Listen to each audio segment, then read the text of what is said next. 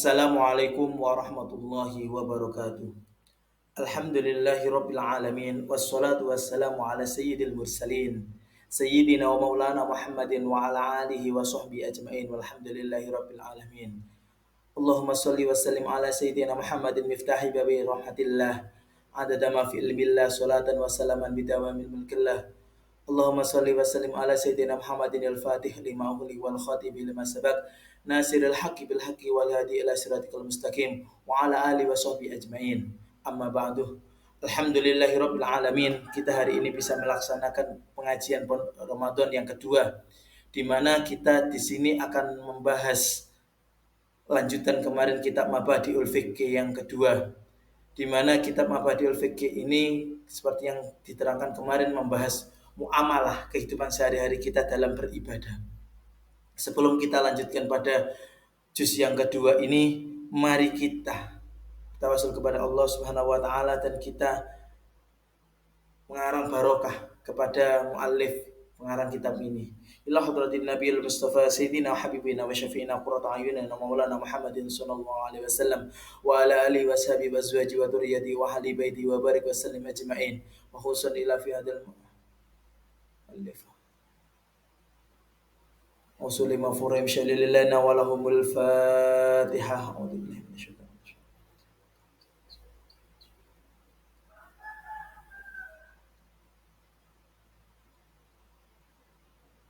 Dolin amin. Qala al-musannif rahimahumullah ta'ala wa nafa'ana bihi wa bi ulumi fid dharain amin amin ya rabbal alamin. Bismillahirrahmanirrahim. Kam ahkamul Islam. Di sini membahas tentang hukum Islam. Ada berapa hukum Islam? Ahkamu khamsatun. Jadi di sini hukum Islam ada 5. Al-fardu, yaitu fardu, as-sunnah dan sunnah, wal mubah dan mubah, wal haramu lan haram, wal mahrumu wal mahru lan mahrum. Selanjutnya di sini ada yang kedua, soal mal fardu. Apa itu fardu? Al fardu huwa al wajibu fi'luhu fa idza fa'alahu al mukallafu yanalu sawaban fa idza tarakahu yanalu iqaban. Maknanya di sini adalah yaitu suatu perkara yang dilakukan apabila ada orang yang mukallaf. Makna mukallaf di sini adalah orang yang baligh, yang melakukan akan mendapatkan pahala dan apabila ditinggalkan mendapatkan siksa. Maknanya di sini adalah fardu adalah apabila suatu perkara itu dilaksanakan akan mendapatkan pahala dan apabila ditinggalkan akan mendapatkan dosa. Kam nau'anil fardu, di sini ada berapa macam fardu? Soal, ada berapa macam fardu? Nau'an fardu. Nah, nau'ani fardu di sini ada dibagi menjadi 2. Fardu ainin wa fardu kifayatin, yaitu fardu ain dan fardu kifayah. Selanjutnya mal fardu ain. Fardu ain, apa itu fardu ain? Wal wajibu fi'luhu ala kulli mukallafin kas sholati was siyami. Adapun fardu ain, perkara yang wajib dilakukan oleh seluruh tiap-tiap orang mukallaf seperti sholat dan puasa. Maknanya bagaimana di sini? Fardu ain adalah fardu yang wajib, ya. Wajib dilakukan oleh orang mukallaf. Mukallaf maknanya di sini adalah orang yang sudah baligh, seperti sholat dan puasa. Selanjutnya mal fardu kifayah. Di sini dijelaskan juga. Tadi yang pertama ada mal fardu ain, yang kedua adalah fardu kifayah. Apa yang disebut fardu kifayah? Huwal wajibu fi'luhu ala jami'il mukallafina wa idza fa'alu wahidan saqatan anil baqina kas sholatil janazah. Maknanya fardu kifayah di sini adalah perkara yang wajib harus dilakukan oleh sekelompok orang mukallaf atau orang yang baligh, yang apabila ada yang melakukan wajib walaupun satu orang saja sebagai mukallaf, maka gugur kewajibannya seperti sholat jenazah. Contoh seperti ini. Hukumnya orang melaksanakan sholat jenazah, itu fardu kifayah. Di mana jika dalam satu wilayah, jika dalam satu desa tersebut hanya satu saja orang yang melaksanakan sholat jenazah, maka gugur kewajiban orang dalam satu desa tersebut. Jika ada satu saja orang yang melaksanakan jenazah. Jadi tidak mendapatkan dosa orang-orang dalam satu desa atau satu wilayah tersebut jika ada satu saja orang yang sudah melaksanakan sholat jenazah. Selanjutnya masunnah. Apa maknanya sunnah? Di sini sunnah adalah hiyal al-amru mustajabu fi'luhu faman fa'alahu yanalu sawaban wa man tarakahu la yanalu iqaban. Sunnah itu adalah perkara yang dianjurkan untuk dilakukan. Namun apabila dilakukan oleh seseorang atas dasar perintah, maka orang tersebut mendapatkan pahala. Namun apabila orang yang tersebut melakukan tidak akan mendapatkan dosa. Sunnah maknanya sunnah di sini adalah sunnah Nabi Muhammad SAW. Sunnah apabila dilaksanakan akan mendapatkan pahala, jika ditinggalkan tidak akan mendapat dosa. Itu adalah maknanya dari sunnah. Maka dari itu apabila kita melaksanakan akan mendapatkan pahala yang lebih daripada orang yang tidak melaksanakan. Itu adalah sunnah.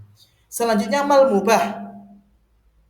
Apakah mubah itu? Di sini mubah itu adalah huwallazi yajuzu lil insani fi'luhu wa tarkuhu fala sawaba fihi wala iqaban.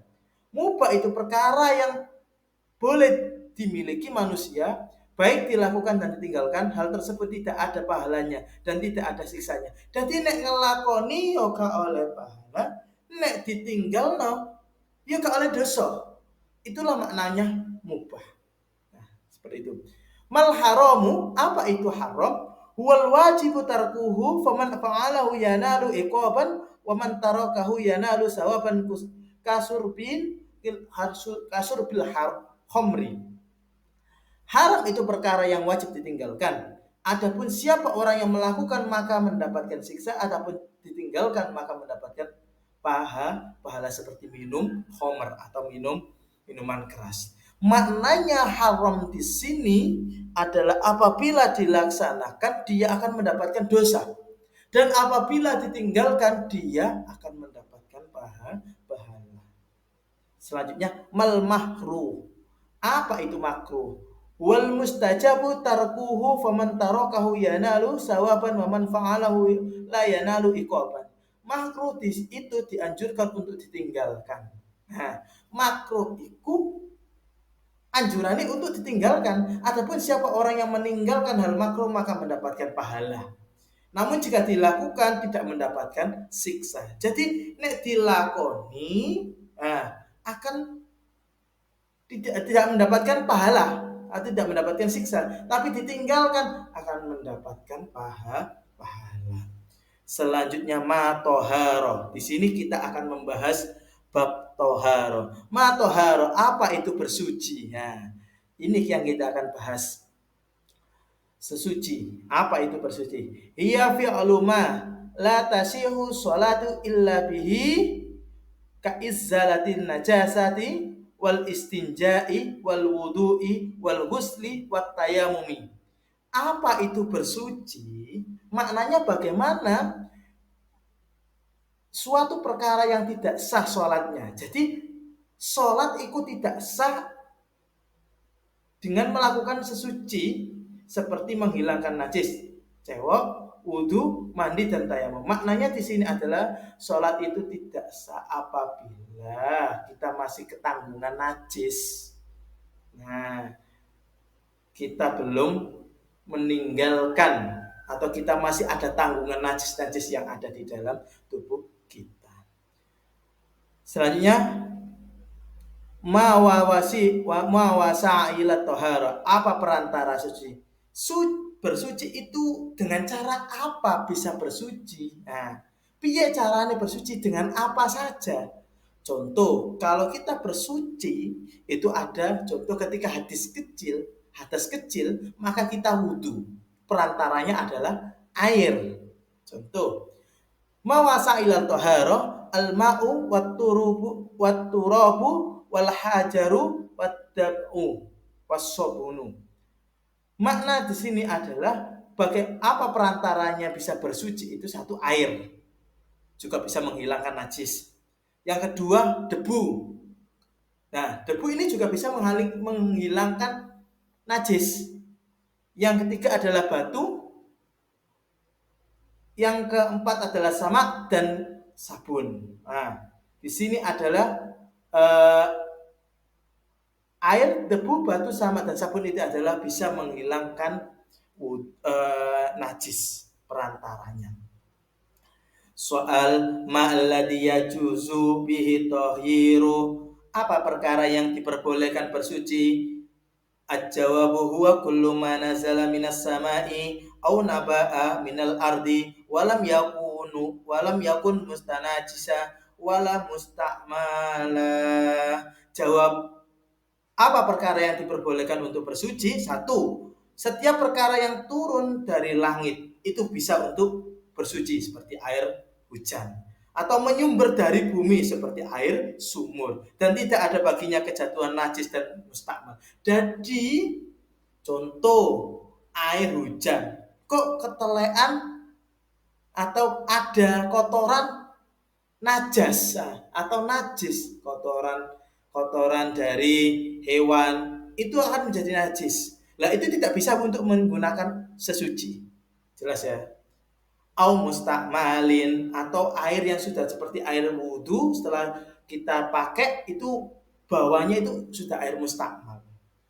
Mal mutanajisu, apa air yang terkena najis itu? Jawab, huwal ma'u qalilu alladhi waqa'at fihi najasa, ialah air yang sedikit yang kejatuhan najis di dalamnya. Air kejatuhan najis ikut jadi najis. Jelas sampai sini ya. Qalil sedikit kejatuhan yang najis yang ada di dalamnya. Soal al-ma'u mustakmal. Apa air mustakmal itu? Huwal ma'u qalilul mustakmal fi raf'il hadasin au izzalatin najis. Ialah air yang sedikit yang sudah digunakan untuk menghilangkan hadas atau menghilangkan najis. Contohnya seperti tadi, ketika kita melaksanakan air wudhu, mengambil atau melaksanakan wudhu yang sudah kita basuh di wajah kita, kok air yang sudah drodosan tadi atau tetesan air yang kena dari wudhu itu kok kita pakai wudhu lagi, maka itu air namanya air mustakmal, air yang tidak sah untuk kita gunakan untuk bersuci. Maka bagaimana Pak caranya? Harus kita sampingkan, jangan sampai air yang terkena drodosan air dari yang kita buat wudhu itu kita buat wudhu lagi. Nah, jelas sampai sini ya. Selanjutnya, mal ma'u qalil, apa itu air sedikit? Jawab, huwa madunal kullataini, ialah air yang kurang dari 2 kula. Lah, air yang kurang dari 2 kula itu maknanya air yang, contohnya air yang sedikit, kurang dari 2 kula atau kurang 2 dari air kamar mandi itu, maka itu dinamakan air yang sedikit. Selanjutnya, mal ma'u kasir, tadi ada air yang sedikit, sekarang mal ma'u kasir, apa itu air yang banyak? Wa ma balahu wa ma balana ma balahul kullataini fa aksaru, ialah air yang sudah mencapai 2 kula atau lebih. Jadi ada 2 kula airnya atau ukurannya sekitar 80 kalau nggak salah, 2 kula intinya seperti itu ya. Jadi itu dikatakan air yang lebih. Makullatani, apa itu 2 kula? Kullatani ibaratun an 148 ukotan takriban au mikdarun matasauha birkatun ma'in murabbatun tuluha dira'un wa raqbuhu dira'in wa arduha wa umkuha kadalik. Apa maknanya di sini? Maknanya air 2 kula itu adalah, nah di sini dijelaskan.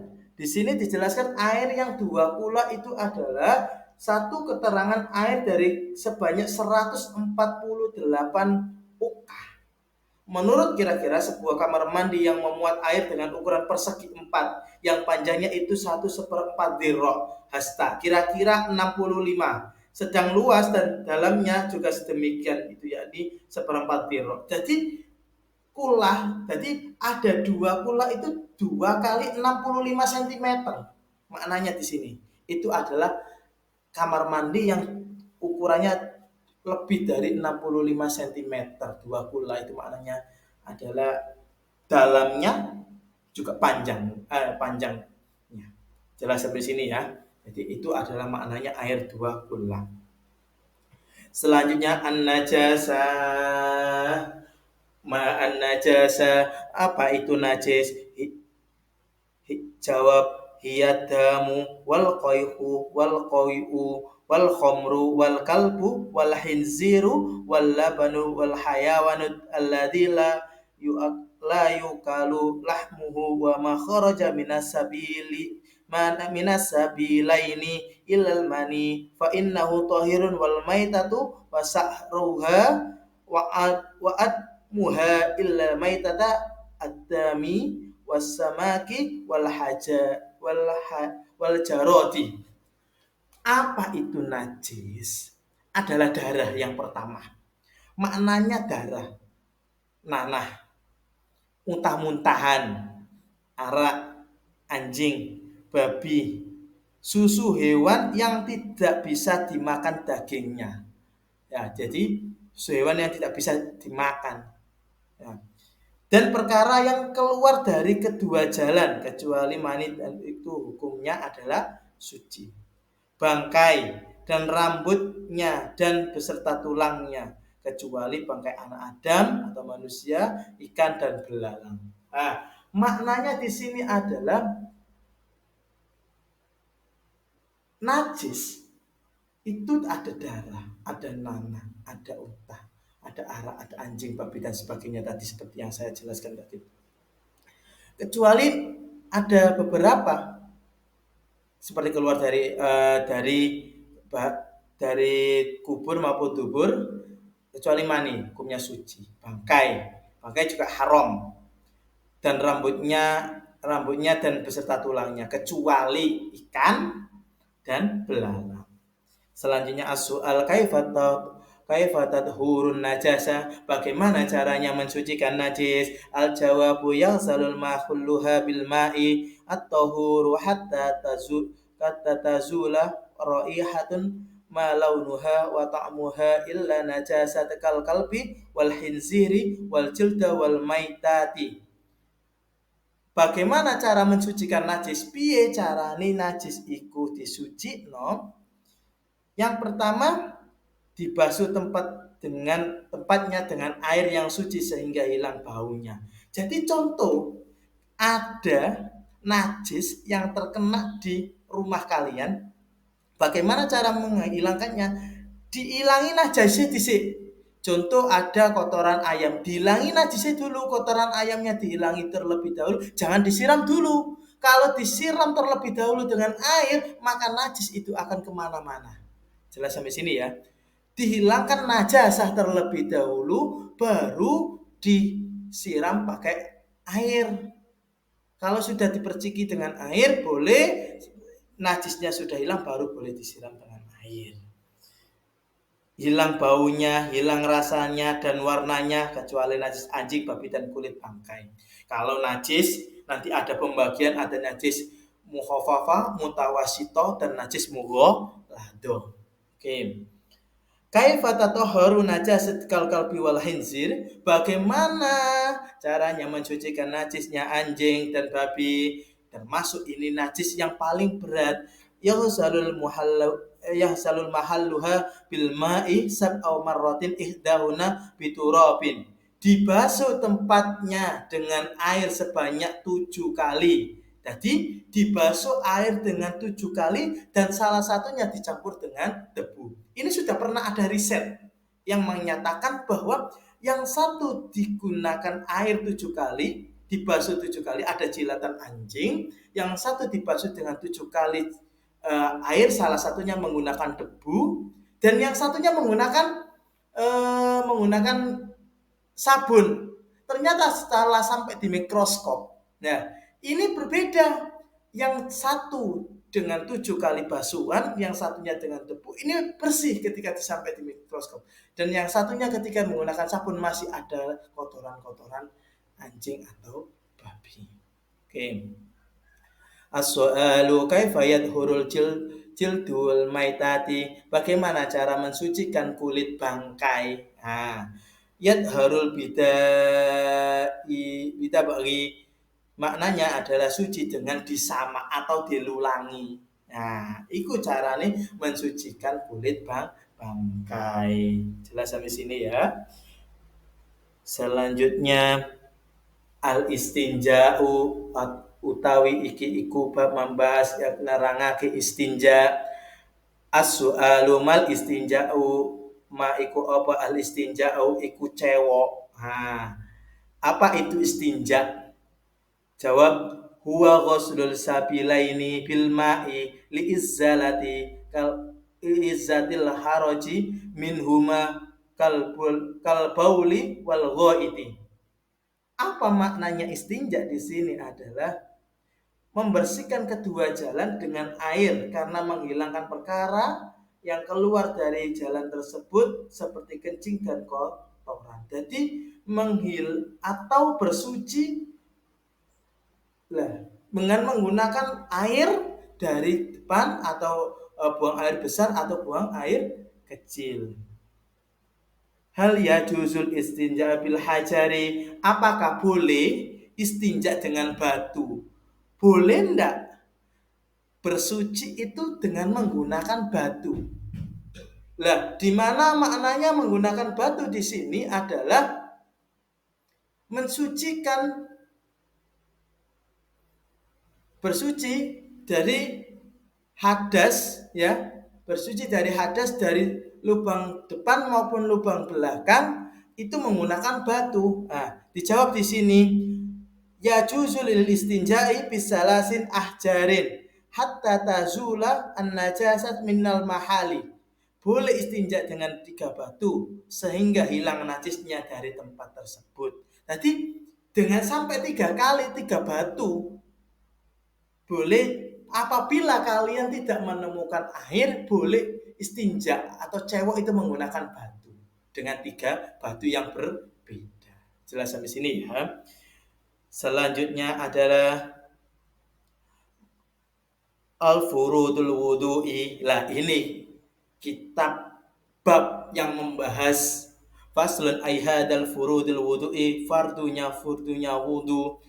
Kam arka an furudul wudu'i, kam iku pira furudul wudu'i iku fardune wudu. Al jawabu furudu sitatun. Fardunya wudu iku ada 6. Al awalu iku niat. Jadi fardunya wudu itu yang pertama adalah niat. Wudu gak niat gak sah wudunya. An niyatu inda ghuslul wajhi, membasuh wajah. Asani yaitu membasuh asani ghuslul wajhi, nanti membasuh wajah. Asalisu ghuslul yadaini, yaitu 3 adalah membasuh kedua tangan sampai kedua siku-siku. Ar-rabi mashul ba'di roksi, yaitu mengusap sebagian kepala atau rambutnya. Jadi seperti yang diterangkan pada Mabadiul Fiqh juz pertama tadi, membasuh kedua sebagian kepalanya, rambutnya yang depan maupun yang belakang boleh. Yang al-khamisu ghuslur rijlaini, atau membasuh kedua kakinya sampai mata kaki. Lah, yang keenam adalah asadisu tartib, yaitu dari awal sampai terakhir. Enggak boleh wudu itu tangan dulu baru wajah, baru kaki. Nah, enggak boleh. Harus tertib dari awal sampai akhir. As-su'alu kam sunanul wudu'i, berapa sunnahnya wudu? Al-jawabu sunnahu kasirun minha. Sunnahnya ada banyak. Yang pertama diantaranya adalah tasmiyatun, membaca bismillah. Wa ghuslul kafaini qabla idkhalihimal ina'a, membasuh kedua telapak tangan sebelum memasukkan ke tempat wudhu. Tadi sunnahnya wudhu salah satunya adalah membaca bismillah, membasuh kedua tangan sebelum membasuh wajah.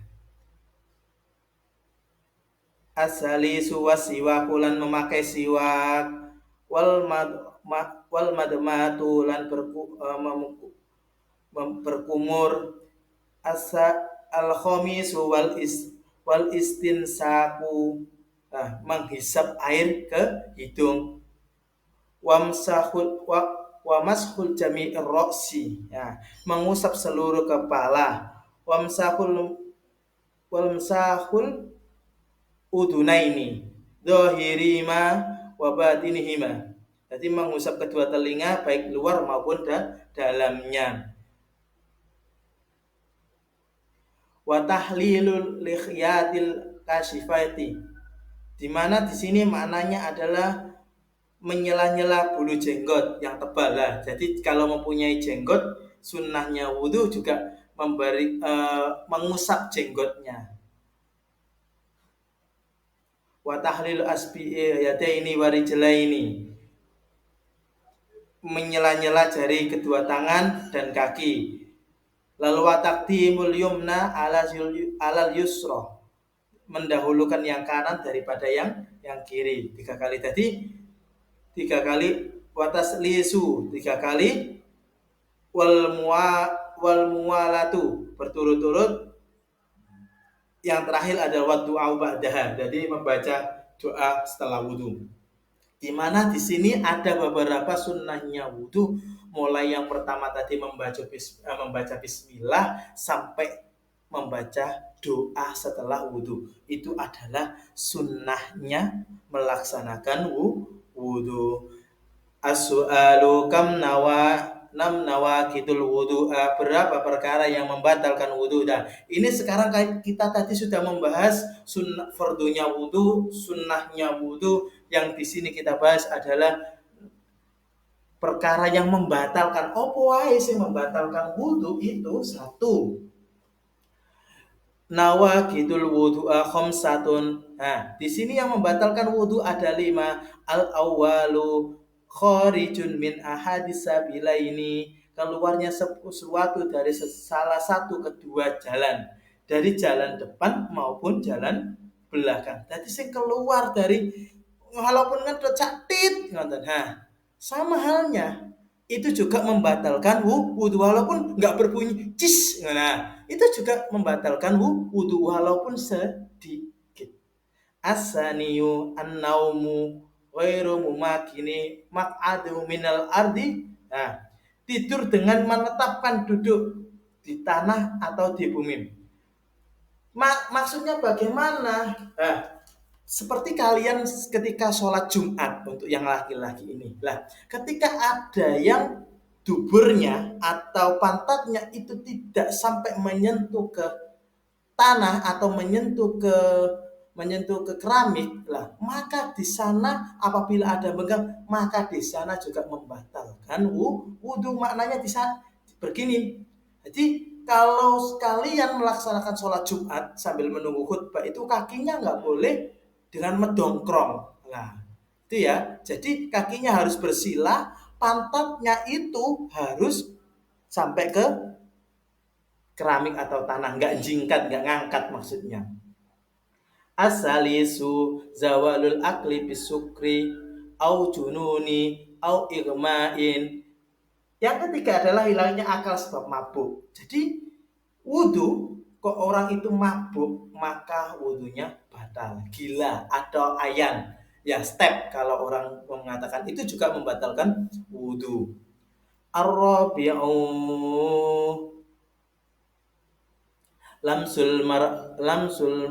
lamsul mar'ati ajnabiyah, menyentuh perempuan lain atau menyentuh perempuan yang bukan mahramnya. Ya, itu ya. Jadi persentuhan antara laki-laki dan perempuan yang bukan mahramnya membatalkan wudu. Al-khamisu itu masul farji al-insani bibatinil kaffi, menyentuh farji atau kemaluan manusia dengan telapak tangan. Itu juga membatalkan wudu. Selanjutnya makruhatil wudu, perkara apa yang dimakruhkan dalam berwudu? Jawab al-israfu fil ma'i wa takallumu bi ghairi dzikri wal isti'anatu alaihi bi akhara. Maknanya di sini adalah ia berlebihan dalam menggunakan air. Makruhe wudu iku opo? Contoh sampean ketika wudu, kalau bisa menggunakan air yang lebih sedikit dari keran, jangan sampai dibros semua. Nah, dipakai air yang keras banget. Lah, kalau bisa sedikit tapi wudu, syarat-syaratnya wudu itu terkena semua daripada air yang berlebih-lebihan. Nah, itu juga termasuk makruhnya wudu, menggunakan air yang berlebih-lebihan. Berbicara selain zikir yang dan memberi pertolongan kepada orang lain dalam berwudu. Waya wudu ngomong dengan temannya, waya wudu terus ngomong dengan temannya. Itu juga termasuk makruhnya wudu. As-su'alu ma alladhi yahrumu 'alal mahdisi hadasa asghar. Perkara apa yang diharamkan bagi orang yang berhadas kecil? Jadi di sini kita akan membahas perkara apa yang diharamkan bagi orang yang berhadas kecil. Apa itu? Satu, Al-jawabu ma'alladhi yahrumu ala muhaddisina hadasa asghar yahrumu alaihi sholatu wat tawafu wa masul mushafi wa hamluhu. Jawab, perkara apa yang diharamkan orang yang berhadas kecil? Jadi orang yang hadas kecil atau sing gak duwe wudu lah, itu apa sing diharam? Satu, yang pertama sholat. Orang tersebut tidak boleh melaksanakan sholat jika masih mempunyai hadas, ya, hadas kecil maupun hadas besar. Yang di sini, yang kedua adalah yahrum alaihi sholati wat tawafu. Jadi di sini adalah tawaf. Gak oleh melaksanakan tawaf ketika mempunyai hadas kecil. Wal mushafi wa hamluha, memegang Al-Quran dan membawanya. Jadi tidak boleh untuk membawa mushaf atau Al-Quran ketika kita mempunyai hadas kecil. Mama al-ghusla ayhadal fasl utawi iki kubahas membahaskan adus. Mal ghusla, apa itu mandi, apa utawi iki kukan membahaskan adus. Al jawabu ghuslul jismi, ialah membasuh semua bagian al-insani, badan manusia, kullihi, mulai dari atas min a'la roksi ilal muntaha qadamihi, mulai dari atasnya kepala sampai pucuk dalam tungkaknya badan. Jadi adus iku satu kali, jadi mulai dari atas sampai bawah. Nah, harus terkena air semuanya. Nah, itu harus kita pahami. Jangan asal mandi tapi tidak terkena satu bagian, ada bagian lipatan-lipatan kita yang tidak terkena air mandi. Kam furudul husli, berapa fardunya wudu? Di sini dijelaskan furudun salasun. Ada 3 fardunya wudu. Al awwalu niat. Yang pertama adalah niat inda ghuslil awali juz'i minal badani. Nah, niat yang pertama ini adalah ketika membasuh awal bagian dari badan. Jadi ketika sampean mau mandi, terutama mandi besar, itu yang pertama adalah niat. Nah, niat terlebih dahulu baru air disiramkan. Ingat, air yang pertama adalah air murni. Tidak air yang sudah terkena sabun atau air yang sudah terkena sampo. Ya, jadi air murni. Asani izalatun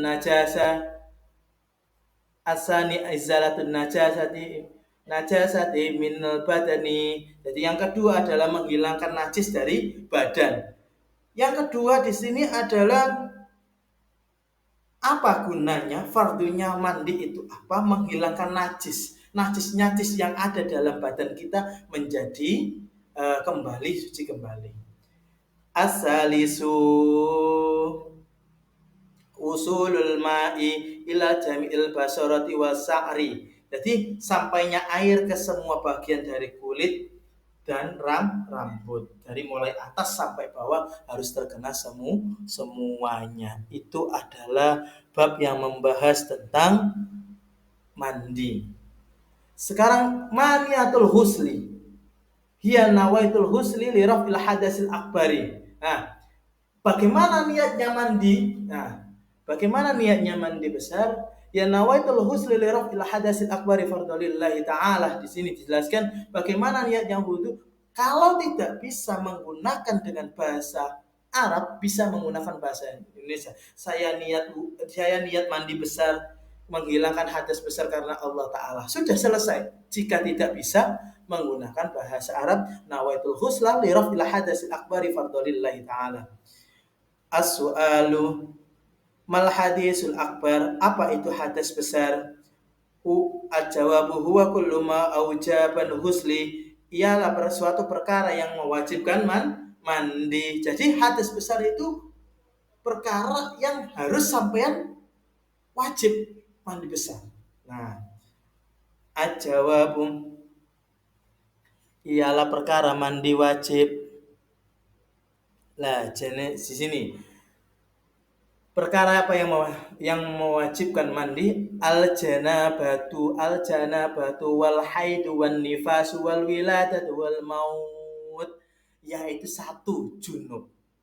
Junub itu apabila kita yang perempuan itu apabila ada haid. Nah, yang junub itu adalah apabila berhubungan suami istri, ya, itu junub atau mandi besar. Haid apabila yang perempuan, ya, perempuan sudah selesai haidnya maka wajib hukumnya mandi besar atau mandi wajib. Nifas atau wiladah atau orang yang setelah melahirkan. Nah, orang setelah melahirkan itu biasanya 40 hari. 40 hari itu terus mandi besar. Dan al-mautu dan mati. Mal janabatu, apa itu junub? Hiyal jima' wan nuzulul mani, yaitu jima' atau berkumpulnya suami dan istri yang sudah sah dan keluarnya mani. Di sini untuk yang laki-laki yang sudah balik. Nah, as-su'alu mal haidu, apa itu haid? Al-jawabu huwa damu al-khariju minal mar'ati ba'da tis'i sinina alal sabili sihati wal adati. Apa itu haid? Haid adalah keluarnya darah dari orang perempuan setelah ia berumur 9 tahun atau lebih melalui jalan yang sehat dan kebiasaan. Jadi di makna haid di sini adalah keluarnya darah untuk perempuan usianya minimal 9 tahun. Ya, di sini ya. Jadi keluarnya darah yang dari kebiasaan. Oke, selanjutnya as-su'alu ma nifas, apa itu nifas? Tadi sudah dijelaskan. Huwa damul kharijul minal mar'ati akiban al-wiladah, ya, darah yang keluar dari orang perempuan ketika sudah melahirkan. Nah, ketika ibu atau orang yang perempuan sudah melahirkan, maka ada namanya darah. Darah itu adalah darah nifas. Oke, selanjutnya as-su'alu madza yahrumu 'alal junubi, perkara apa yang diharamkan bagi orang yang sedang junub. Nah, di sini apabila orang yang junub diharamkan apa? Yang pertama, al-jawabu yahrumu 'alaihi, haram baginya as-sholatu utawi salat, wa tawafu lan tawaf, wa msahul musafi wa hamluhu, menyentuh atau membawa Al-Quran, wal mukhsafu fil masajid, atau membaca Al-Quran, berdiam diri di masjid. Apabila ada orang yang sedang junub, dilarang hukumnya untuk sholat, tawaf, menyentuh dan membawa Al-Quran, membaca Al-Quran dan berdiam diri di masjid. As-su'alu mada yahrumu 'alal khaidi wan nufasai. Perkara apa yang diharamkan bagi orang yang haid dan nifas. Yang pertama yang diharamkan oleh orang yang haid dan nifas adalah as-sholatu utawi salat, wal saumulan puasa, wa ma yahrumu dan sesuatu yang diharamkan dalam junub. Nah, jadi diharamkan di sini dia orang yang haid dan nifas itu haramnya apa? Satu, sholat, oleh puasa, dan sesuatu yang diharamkan dalam junub seperti yang diterangkan tadi, sholat, tawaf, menyentuh Al-Quran, membaca Al-Quran, dan berdiam diri dalam masjid.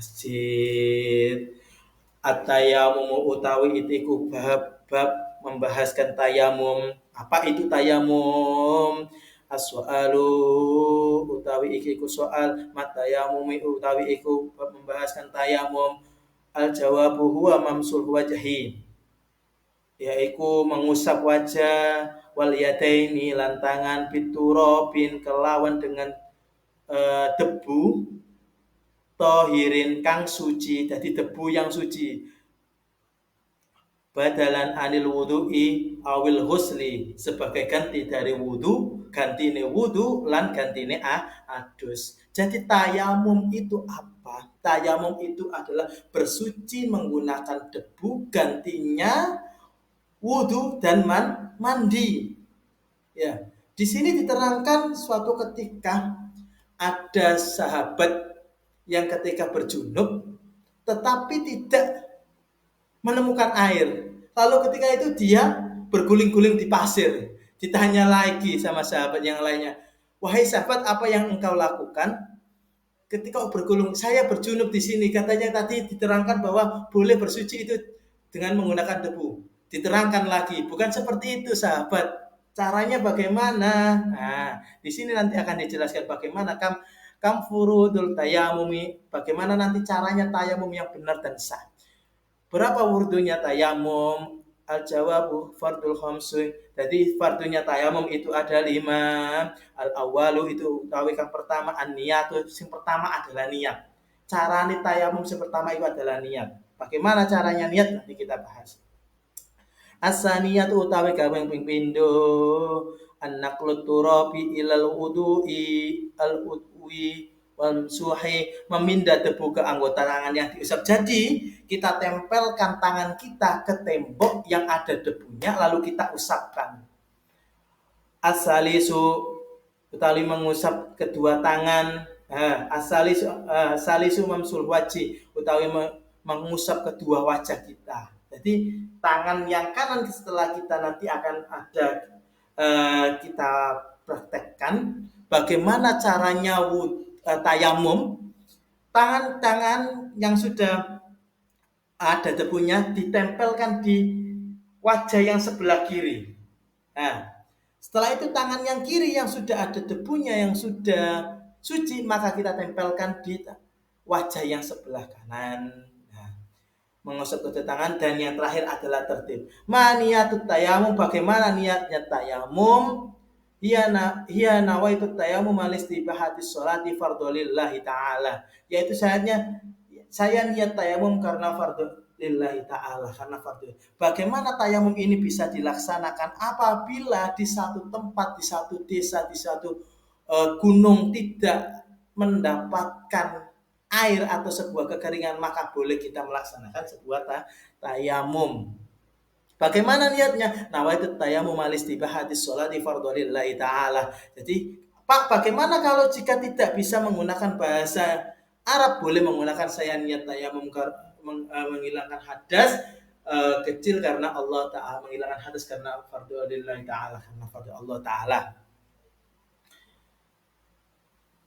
Mata yajibu. Nah, di sini as-su'alu mata yajibu tayamum. Kapan diwajibkan seseorang itu bertayamum? Al-jawabu inda fadil ma'i wa indal khawfi wal istimali lil ma'i lil bardi au maradin wa indal ihtiyaji ilal ma'i li atsi hayawani mahtaram. Ketika tidak ada air. Satu.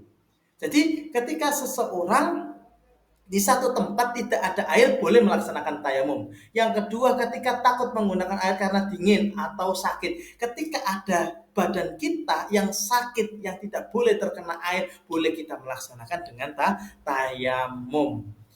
Ashalisu utawi kaping telu, ketika hewan yang dimuliakan membutuhkan air karena haus. Jadi ada hewan yang lebih membutuhkan air daripada kita, maka kita boleh untuk bertayamum. Jelas sampai sini ya. As-su'alu ma'alladhi yubdilul tayamum, perkara apa yang membatalkan tayamum. Tadi kita sudah bahas bagaimana rukunnya tayamum, bagaimana niatnya tayamum, bagaimana tayamum itu bisa sah. Sekarang yang bahas kita perkara apa yang membatalkan tayamum. Yubdilu kulluha. Jadi di sini di bab yang tayamum yang terakhir ini adalah yubtilul kullu ma yubtilul wudu wa ru'yatul ma'i fi ghairi waqti sholatil waridah. Ialah perkara yang membatalkan tayamum itu perkara yang membatalkan wudu. Jadi yang membatalkan wudu sama dengan yang membatalkan tayamum. Melihat air di selain waktu sholat. Contoh, seumpama ada kamu sudah tayamum, terus sudah selesai sholat, kok ada air langsung hujan, kamu boleh melaksanakan menggantinya dengan wudhu. Dan murtad itu adalah keluar dari Islam. Jadi contoh tayamum yang pertama adalah bagaimana kita mempraktekkan tayamumnya adalah kita menempelkan tangan kita ke tembok yang ada debunya. Nawaitu tayamum alistibahati sholati fardholillahi ta'ala, di mana kita melaksanakan menempelkan tangan kita yang pertama, lalu kita ketok dulu debu yang sudah ada tadi. Tangan yang kanan kita usap kepada wajah yang kiri. Setelah itu tangan yang kiri kita usap ke wajah yang kanan. Setelah itu sudah selesai, lalu tangan kita setelah wajah tangan yang kanan kita tempelkan kembali, kita ketok terlebih dahulu debu yang sudah kita pakai yang dari dari wajah tadi, kita tempelkan kembali di tembok, kita usap lagi tangan kita yang kanan ya. Tangan kita yang kanan itu menggunakan debu yang ada di tangan kiri. Lalu sama debu yang ada di tangan kanan kita pakai yang ada di tangan kiri. Itu adalah bab yang membahas tayamum. Dan saya berpesan, kita sudah membahas an-najasah tadi. Najis, apa saja najis itu? Ada najis mughalladah, ada najis mutawasito, ada najis mukhafafah. Contoh kita najis yang tidak kita ketahui adalah kita dari kelas. Nah, contoh kalian ya, seperti ketika sudah waktunya sholat duhur itu, atau sholat duhur, ketika kalian sudah sholat duhur dari kelas tidak menggunakan alas kaki. Nah, siapa tahu di lantai-lantai itu ada najis, langsung turun di sajadah. Sajadah itu otomatis terkena najis. Pak, bagaimana caranya? Cuci kaki terlebih dahulu, setelah itu baru kita meletakkan mukenah kita ke sajadah tersebut. Sudah suci.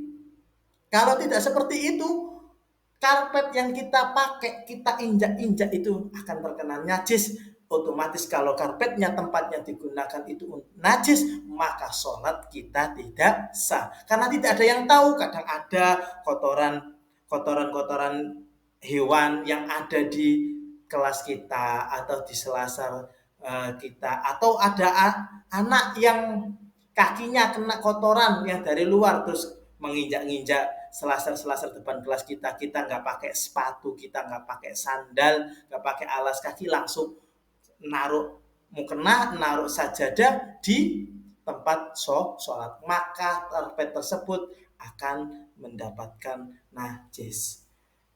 Mungkin itu yang bisa saya akhiri. As-sholatu utawi sholat, maka kita akhiri. Wallahu muwaffiq ila aqwamit thoriq. Wallahu a'lam bishawab. Assalamualaikum warahmatullahi wabarakatuh.